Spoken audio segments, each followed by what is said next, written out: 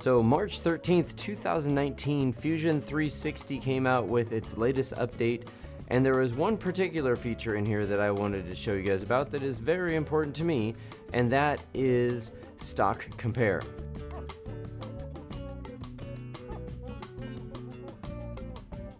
Alright, so for the setup here, we've got a basic part. I've got a fairly typical adaptive clearing pass created, and I've been messing with it a little bit, but I don't think anything is different from default other than right in here I made the maximum roughing step down to be 0.5 with half an inch with a 50 thou fine step down. The depth of this pocket right here is around 1/4 inch. It was metric, but it's around 1/4 inch. So this will cause it to dive down all the way in. It'll do a spiral all the way in and then clear all of this out. Okay, and stock to leave as default there. So hit all right there, and then let's get right to what the new thing is. If you go here to simulate, right away you can see that things are kind of different. And right down on the drop down menu over here, we now have comparison. And originally I kind of thought that maybe that's what operation was, but no, that is not it. So now we can just select this, and then what it will do, it will color code your stock depending upon how it deviates from the model itself. And so this is kind of a standard thing with a lot of other cam softwares. I was using the Mexsoft Visual Cam Visual Mill for a while, and it had one in there as well that I thought was really pretty helpful. So as we typically do with all of our parts, you're going to go in and you're going to set some parameters, and you're going to set things like maybe smoothing, and if you understand tolerance inside the cam software, maybe you would mess around with that as well. And if you do or don't, depending upon how well you know that, you end up making a part and you wonder how come maybe it's tessellated, even though it was a circle when you made it. Maybe it has, it looks okay, but then when you measure it, it's off a little bit, and then you think that maybe there's some backlash going on in your CNC, but maybe there isn't, and you're wondering where it's come from. Well, again, it's probably, that your tolerance and your smoothing, the way you're making your part is off a little bit, and this will help you see that. So right now, this is set at the default here as well. If I hit simulate, I'll speed it up. Go through here, chomp, chomp, chomp, chomp, chomp, and the blue means that it is greater than 0, actually, greater than right up against the model. And right up here on the top, as you can see, the stock that I'm using, I wrapped it to it, so there's no additional stock added, so it believes, and rightly so, that the top of the model is equal to the top of the stock, as is the side here, just to some degree where it hits the tangency, which is always kind of interesting because that's, kind of telling a little bit on your tolerance right there on how wide you see this bar, I guess. Now, inside here, as you can see, there is, it's all blue, huge steps. That was, if you recall, the 1/2 inch with a 50 thou step. That's what's happening there. Oh, sorry. And of course, majorly the 20 thou stock to leave. So let's go ahead and fix that, and we'll see how close we can get. And then this will actually kind of show you here. Let's just get rid of stock to leave. We'll hit OK. Let that churn out. Simulate. Go, go, go. Now with no stock to leave, you can see that it clears out the bottom. So that was the axial, right? And then the radial should go right up against the side. That's looking good. And you can see that our step is, again, not so good. So we have to go back and fix that. So already I hope that you can see how potentially valuable this new addition is for Fusion 360 for anybody doing the cam toolpaths. Get out of here. Whoops, golly gosh. Hit this. Now we'll take this from, say, let's just go down to 10 thou. Let's see how that goes.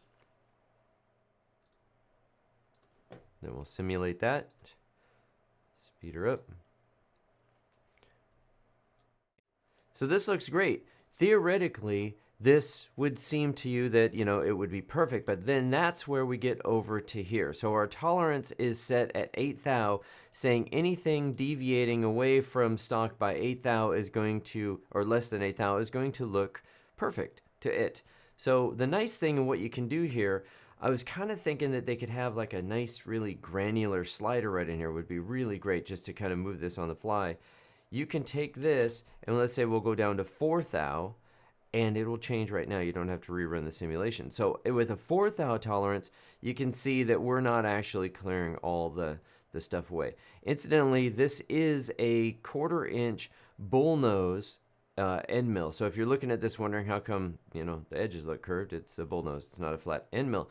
So I could maybe get in here if I do a nice finer step, and I won't see quite so many sharp steps as you would with a flat end mill. Then if I go ahead, let's go ahead and knock this down to 2 thou, then it's even starting to look like the edges and the side walls are not so good. 1 thou.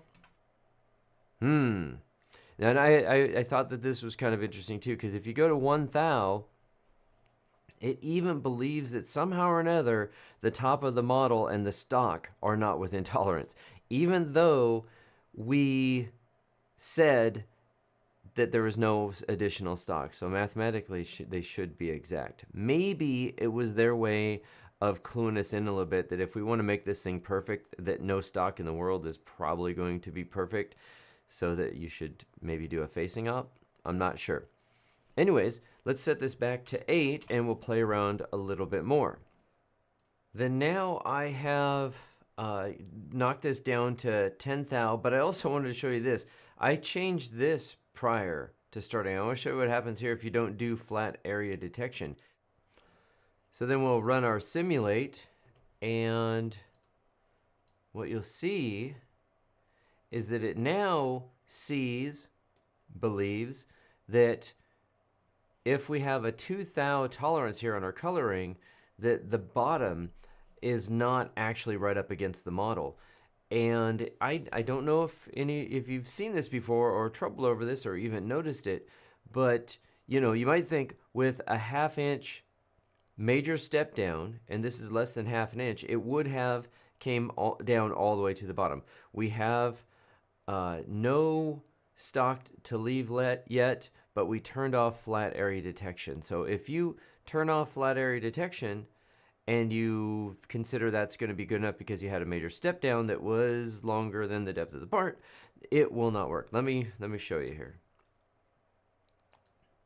So go here and I'll change this to wireframe. This is a pretty good way to see what your toolpaths are doing. If you zoom in here, this is our bottom toolpath. Now, you might have one down here, so you got to really carefully lay this out so you can see that these ones right here are actually the bottom one. Then when we flatten it out, there's nothing else hiding in there. So as a matter of fact, it does not do a finishing pass on the very base of it. So if you wanted that to happen, then you're going to have to turn on your flat area detection.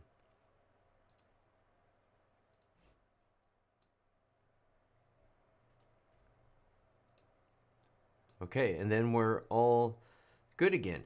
So now I want to look more at this. Is this 2 thou step down going to be okay for you, or do you want to clean this all up? Well, we're going to have to go with something a little bit finer, obviously, to get that to happen. And also, I want to show you some stuff with the walls here. Before I change anything, though, I want to look at right here, a couple places here. So I'm going to turn on toolpaths, and well, I'm going to hit this down here so you can see the size of the code right now.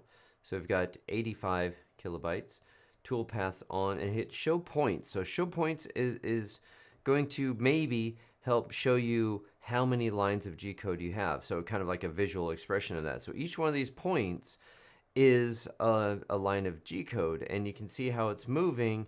I mean, if you look real close, you can see it's usually just a bunch of straights here.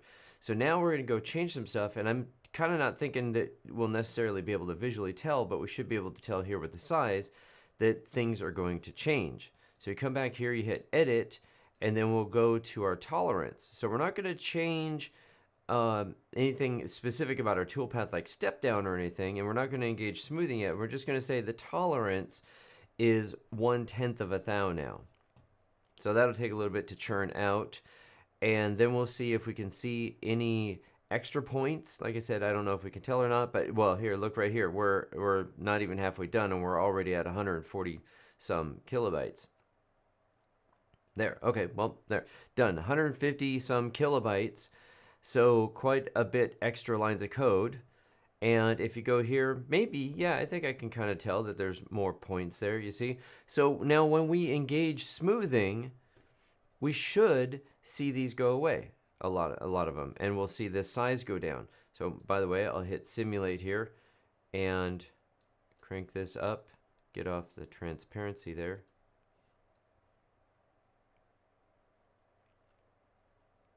And now, even with 2 thou, at 2 thou tolerance here on the colorization, our walls here are looking really good. You know, if you want to try to figure out where that is, you know, it's just, you know, just a touch. Well, let's see, let's go to 3 thou. 3 thou, perfect. So the height of that, you know, that little area right there, that's about 1/1000th of an inch. So you probably, outside of this step down here, would probably call that okay. But again, data starving, and you know, just too many lines of code. If you've ever heard of blocks per second, the amount of lines of code that your machine can run, not just a story about like, you know, my Grizzly that I run, I can only run like, gosh, 30,000 lines of code. I think the max size of a program is around 700 and some 800 kilobytes before it just won't even load the program. The blocks per second is a different thing, where it's saying that the machine can only handle reading so many lines of code per second. Otherwise, it's going to choke up, pause the machine, do some herky-jerky stuff. You know, it's not going to work potentially right for you. So you got to be careful of that in that respect as well. I'll go ahead and get rid of this. Then the last thing we will do is we'll come here and we'll enable smoothing. So everything's just as it was. We're going to say smoothing. We could even leave it just as it is, you know. By the way, if you read this, right here is the one where it says that they actually will add the tolerance up between the two. I'll let you read that. I'm going to just leave it at 1/10 of a thou on smoothing. Hit OK, and we'll see if that changes anything about the size of the program or the dots that we can see. Well, right away, we've dropped the size of our code. Now, remember, this is just a small little disk that we're dealing with. If this was a much larger product, you look at it like we dropped our lines of code by like 40, 35%, you know? So that could be substantial. Then if we go do our simulate, and I'll crank it up to see how good or bad it looks, and with the show points, I think, you know, you can tell pretty easily that we've got substantially less points everywhere. And notice this, even with the 2 thou tolerance on here for visualization, we've cleaned up the sidewall. So what's happening is with smoothing, it's not just getting rid of points. It's taking, if you've got multiple points in a row and they're like, say 3-4 lines that are actually collinear, straight right in a row, it will replace it with 1 line. So there's that. But if it can get away with it within our tolerance level of taking a few of those points out and creating just a G02, G03 tangency arc in there, it's going to do it. So it makes it a lot better. So you can see even down in here, these curves, this is 1 line of code. So you can obviously tell that that's not a G01. That's not a straight line code. That's going to be an arc, and the same thing happening in here. All right. So then if I were to take this a little bit further, I could maybe decrease my step down. I could try changing some end mills. I could, you know, oh yeah, and the step over as well, and keep messing and messing with this. But at least now we've got a really great tool to visualize this. All right, well, I hope that helps everybody out there. I would also recommend that, you know, if you don't do this already, when Fusion 360 updates your software and it pops up with a little green bar up here at the top and it says, hey, we've updated your stuff, click here to see what's changed. click that. It's not a boring changelog like typical software. They write a really, really good article with videos quite frequently and pictures on the new stuff that they've changed. Obviously, it's not just bug fixes, it's whole new features coming out. This right here was just one thing that caught my eye in the March 13th update. There's quite a few more there as well. All right, well, thank you again for watching. I will see you next time.